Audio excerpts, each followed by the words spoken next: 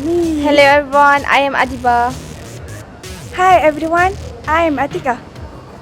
Hi, I am Farhan. Hi, I am Anis. So today we will have some interview with Miss Andi Sofea with Tisimidi about her business on cupcake and cookies. Why are you in this type of business? Okay, so before I start explaining why I am in this business, let me tell you what business I am in right now.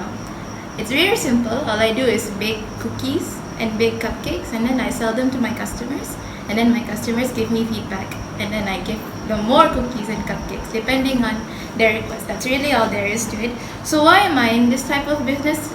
Like I said before, I needed to make easy money. I needed to find ways to make money quick. I have some, how to say this, I was interested in baking before, and I thought, why not?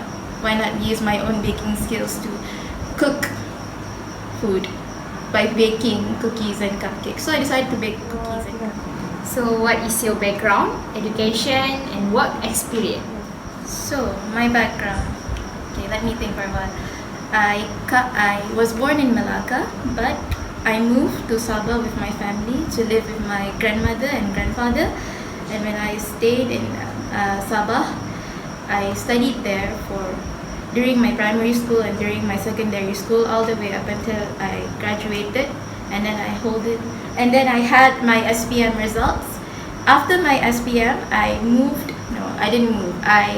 Continued my studies. I continued my studies here in Peninsula Malaysia at UiTM for a short while for my foundation. And after my foundation ended, I continued my studies in Quiz, and here I am now. So in Quiz, my work experience, it started from when I was in secondary school, right before during my SPM years. I've given my cupcakes and cookies to a friend before, and she said, hey, maybe you should try selling these cupcakes and cookies. And I was like, okay, why not? So I decided to try selling them, and after I sold them, everybody had good feedback, and the results were great. I had money, so I continued it for a while. And when I continued my studies here in Peninsula, I continued my business here as well. Okay, how did you get the background and skill necessary to run this type of business? The nice thing about cooking and baking, about making cupcakes and cookies in general, heck, about cooking businesses in general, is that you don't need much. All you need is tools and then the ingredients. And if you had enough skill to create whatever masterpieces that you can have, or whatever masterpieces that you can create, then boom, you have your product, and then you can sell it. It's really easy. It's simple. So how did I manage to get the background skills necessary to run this type of business? I didn't really do any research on it. I just went with the flow. I just sold it. Truth be told, I just sold it to my customers, and then my customers gave me feedback. I learned through my customers' feedback, and then after they've given me some critiques or whatever comments that they have, I try to cater to their needs. And I've continued doing that ever since. That's it. Tiga. How do you market your business? How are people aware of your business? Okay, so how did I manage to spread word of my business?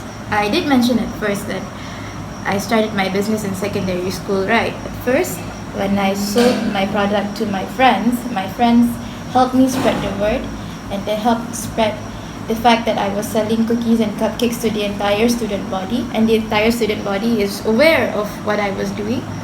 That is how it first started. And when I moved here when I studied here in UiTM and Quiz, I started spreading my business through WhatsApp and Instagram. It was the easiest. Social media is the boon of today's technology because it's by far the easiest way to spread any information whatsoever, and it's especially very useful for people who wanted to create their own who wanted to create their own customers, who wanted to bring in their own customers. Brand, that's it. Yes. Going to create their own brand. I wouldn't say that I'm creating my own brand. It's just it is easy to bring your customers in when you have the technology to do so. Okay, that's it. Action. Whom do you seek advice from for your business? Okay. There wasn't really anyone whom I managed to seek any advice from in this business because it's really just about cooking. So there wasn't really much to seek advice from. I think the only kind of advice that I seek, or the only kind of advice that I tried to find, was advices on how to make my cookies and cupcakes even more delicious than they were already before. As for advice in business or how to sell my products, I don't think I've ever sought any business advice from anyone because we have the internet.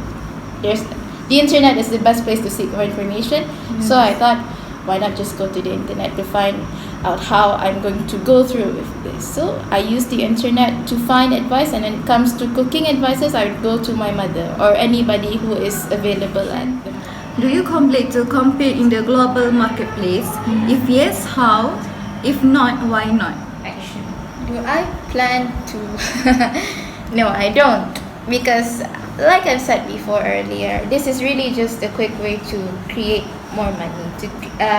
It's a way to supplement my income so that I may have some money to spend on while I'm studying. I definitely do not plan to continue my marketing or my business after I've graduated, and so definitely no, because it's not exactly very stable, is it? Businesses, it's high risk, and sometimes the end result is just not worth it.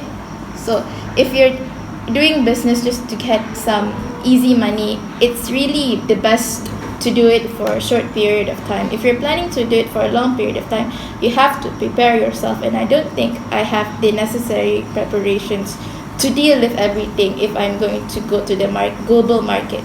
So my answer is no. Action. Can you describe your customers? Action. They're hungry.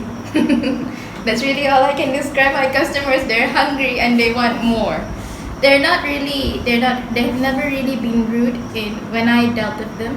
They have never really shown any bad interaction when I've interacted with them. They've all been really nice because it's just food. You pay, you get your food, and that's it. So the best way to describe my customer is that they're hungry and they want more. Kind of like a piranha, I guess. Action. What's the future for this type of business? Action. The future for this type of business, it's not big, it's not grand, it's just really small. It's just something that exists to help me get more money. So I think if, let's say, I'm going to continue my business anyway after I've graduated, it'll only be for on a short scale. It'll only be something that I do for my friends or my companions or people who are around me. It definitely won't spread as far as maybe the whole Malaysia, because that is a very grand agenda.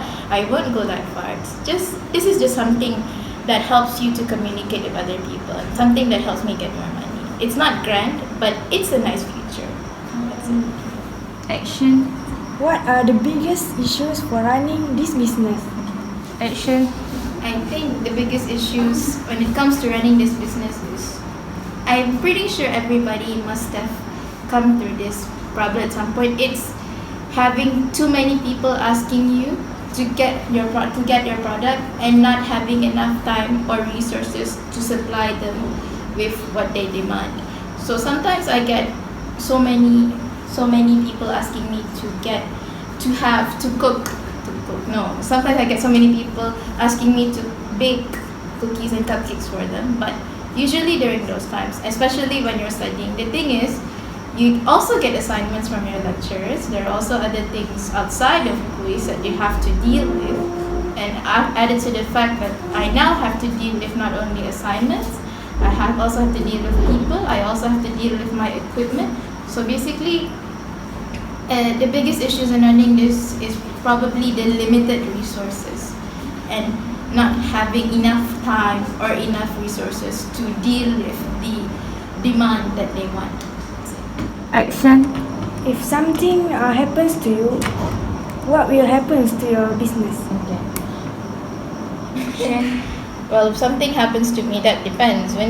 If something happens to me, like let's say I have a small injury, it depends on the type of injury. If it's just a small injury, the business would still go on, but the production would be low.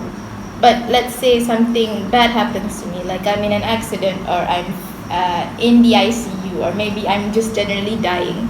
If that happens, I guess my business would stop, because this is just really something that is supposed to supplement my income. It's not grand, it's not big. This is just something on a really small scale. It definitely wasn't supposed to be something big. So if something were to happen to me, I guess everything would stop. I would have to apologize to everybody who who was who wanted to try my cupcakes or who wanted to try my cookies. But I think that's really all there is to it. What did you learn from this interview? What did I learn from this interview?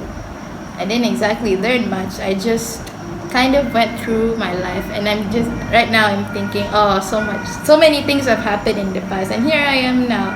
I'm definitely grateful for what I'm definitely no, not grateful. I'm definitely thanking myself, or just patting myself on the back because of what I did. Because if I didn't have that, because if I didn't start that cupcake and cookie business on a whim, I definitely would not have the money or the funds to continue my studies here. So it's not exactly something that is necessary, but it definitely helped me when I continued studying here. That's all I've learned. Thank you. Hi, thank you. Good luck to all of you.